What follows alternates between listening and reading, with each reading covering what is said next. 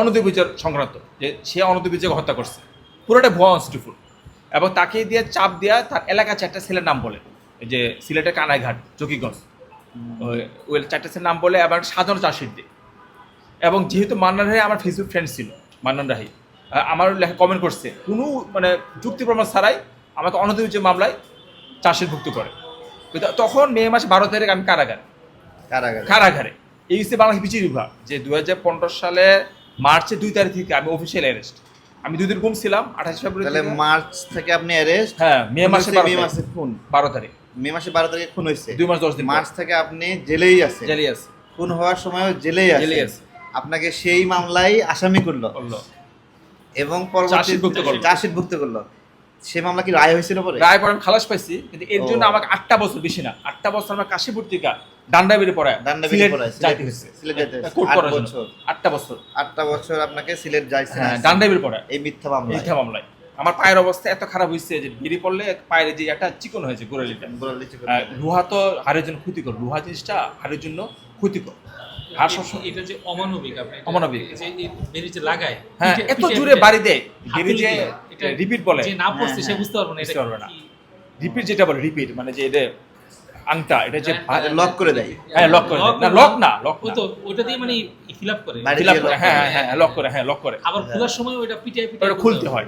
এটা যে ব্যথা যে লাগে, স্পার্ক হয়, কিন্তু মানে এত জোরে হাতুড়ে বাড়ি দেয়, স্পার্ক হয়। এবার আপনার পায়ের অবস্থা খারাপ হয়ে যায়। যদিও এরা দক্ষ, যারা বেরি দোষে কাজ করে কইদের, এরা খুব দক্ষ, ওইরকম দুর্ঘটনা হয় না, কিন্তু বাড়ি লাগে, একটু বাড়ি লাগে। তারাও দক্ষ এবং তারাও কিন্তু কষ্ট দিতে চায় না কখনো। ও এখানে দুর্নীতি হয়, 100 টাকা না দিলে মোটা বেরি দিবে, চিকন বেরি দিবে না। 100 টাকা দিলে বা 1 প্যাকেট সিগারেট দিলে চিকন বেরি পাবে, ভারী কম। হ্যাঁ, ভারী কম।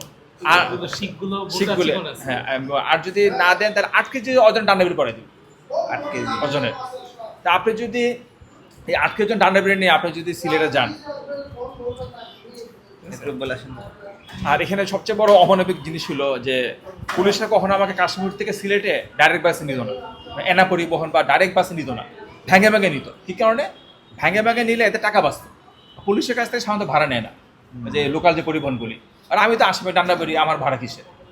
সেই হিসেবে দেখা যায় যে আমাকে পুরো কাশীপুর থেকে সিলেট এই ভেঙে যে নরসিংদীর 5 দোনা, এরপর ভৈরব থেকে ধরেন যে ওই কি বলে, কিন্তু এটা তো ঝুঁকিপূর্ণ না। ঝুঁকিপূর্ণ হলো এখানে একটা ব্যাপার ছিল, তারা বুঝতো যে ফারাবি পালাবে না, মানে 2জন পুলিশ ছিল তো। ওইটা রায়ের আগে, অভিযোগ হত্যা মামলা রায়ের আগে পরিবেশটা অন্যরকম ছিল। তখন তো আমি তখন আমি হাজতি আন্ডারটার প্রিজনার।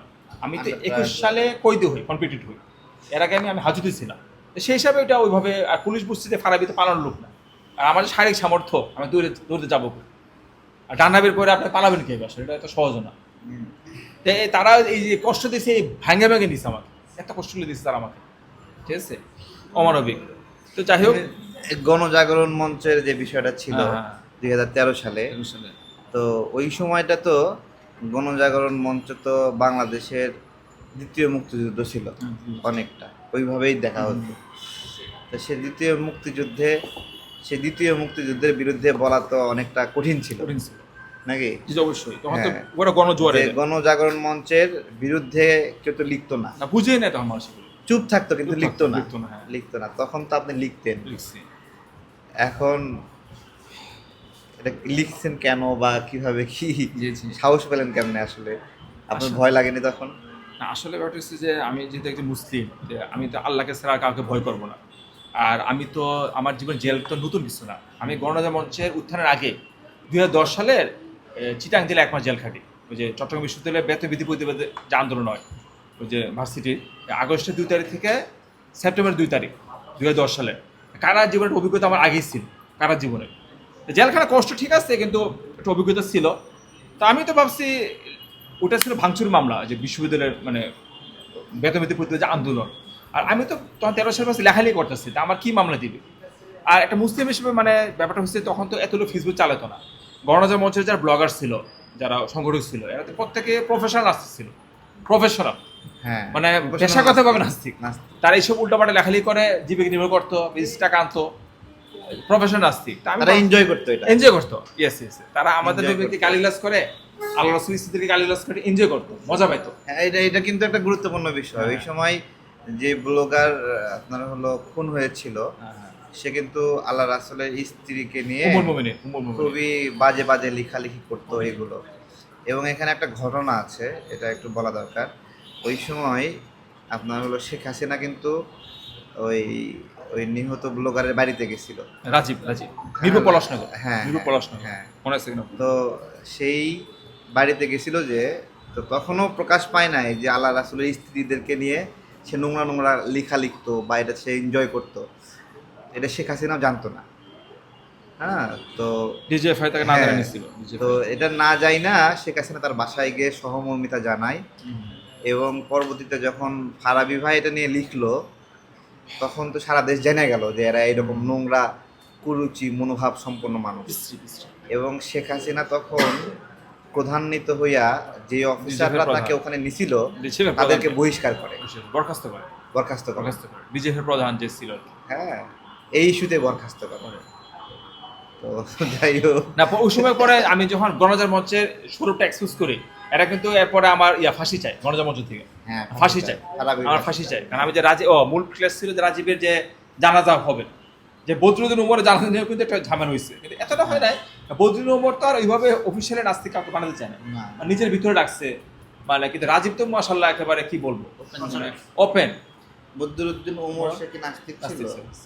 অফিসিয়ালি অফিসিয়ালি নাস্তিক তবে সেটা একটা টক শোতে একটু হ্যাঁ বলছিল, কিন্তু সে বলছিল না, বলছে কিন্তু সে কাউকে নাস্তিক বানাতে চায় না, নাস্তিক আর বানাতে নিজের চায়। ভিতরে রাখছিল কাউকে আচ্ছা, নাস্তিক। আমার একটা জিনিস সেটা দিয়ে লাগে যে মানে কেউ একজন ইসলামকে ভালোবাসবে, কেউ হিন্দুইজম ভালোবাসবে, ব্যক্তিগত। কেউ খ্রিস্টান ভালোবাসবে, এবং সেই ভালোবাসাটা তারা প্রচার করবে স্বাভাবিক। কিন্তু যে কাউকে বিশ্বাস করে না, ওরা এটাকে আবার দাওয়াত হিসেবে বানাই ফেলছে যে এটাই ওদের লড়াই। কি অদ্ভুত না? হ্যাঁ, এই জিনিসটা আমি বলি যে নাস্তিকতায় এটা একটা ইনকাম সোর্স, এটা একটা পেশা বাংলাদেশে এবং বিদেশি ফান্ডিং এর মাধ্যমে এটাকে এটা যে ওরা যে এজেন্ডা তৈরি করে। আচ্ছা, ওরা কি এটাকে একটা ধর্ম বানাই yes, ফেলছে না? এটা আপনি আসছে মূলিয়াতে যে নাস্তিকতা একটা ধর্মের পরিণত হয়েছে। নাস্তিকতা হ্যাঁ, একটা যেমন ধর্ম। কমিউনিস্টরা সোভিয়েত রাশিয়া এরা বলছে ঈশ্বর নাই, কিন্তু ঈশ্বরহীনকে তারা একটা ধর্ম বানাইছে। আর তুমি যতক্ষণ পর্যন্ত না বলবা যে ঈশ্বর নাই, ততক্ষণ পর্যন্ত তুমি কমিউনিস্ট না, তোমাকে এই কথা বলতে হবে। ওই ঈশ্বর যে নাই এটাকে একটা ধর্ম বানানো হয়েছে। আপনার কথা বুঝতে পারতেছেন? ঈশ্বর নাই, ঈশ্বরহীন, এটা একটা ধর্মে পরিণত হয়েছে। এখন কথা হলো তুমি নাস্তিক তোমার মনের মধ্যে রাখো না, তার কথা হলো কি না, তোমাকে নাস্তিক হইতে হবে। আর তুমি যতক্ষণ পর্যন্ত নাস্তিক না হবা, আমি ততক্ষণ পর্যন্ত তোমাকে ছাড় দেবো না, তোমাকে আমি বিরক্ত করবো, খুঁচাবো, ধর্ম বিশ্বাসকে আমি আক্রমণ করবো। যেমন আমি ব্যক্তিগতভাবে বলি, আমি যখন যে হিন্দু বৌদ্ধরা লেখালেখি করছিল ইসলাম ধর্মের বিরুদ্ধে, আমিও কিন্তু তাদের বিরুদ্ধে লেখালেখি করছি, ও সে করতেছে না, হিন্দু ধর্ম বৌদ্ধ ধর্ম। পরবর্তী আমি জিনিসটা বাদ দিচ্ছি, কারণ আমার কাছে ভালো লাগে না। সে তার ধর্ম নিয়ে আছে তার মতো করে, আর কি সমালোচনা করবো? পৌরাণিক চরিত্র আবার সমালোচনা কি, যেটা পৌরাণিক চরিত্র মানে পৌরাণিক চরিত্র মিথ এটা আমার সমালোচনা কি, তা আমি এগুলো পর বাদ দিচ্ছি, আমার ভালো লাগে না। দেখা গেছে যে যারা এথিস্ট তারা কিন্তু প্রফেশনাল ভাবে সারা জীবন লেখা থাকে আল্লাহ রাসূলের নামে, কিন্তু সারা জীবন